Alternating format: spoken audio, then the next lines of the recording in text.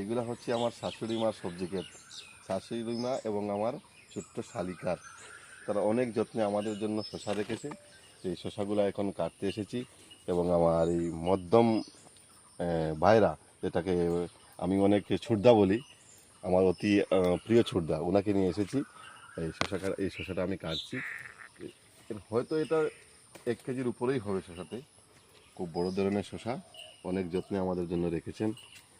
আরও দুটো আছে, সেগুলো একটু ছোটো, কাটতে হবে এগুলোকে, তাই কাটছি।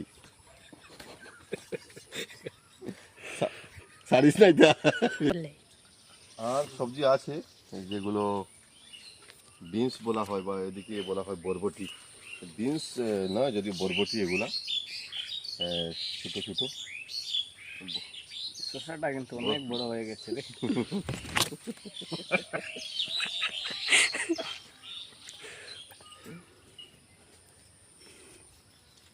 এই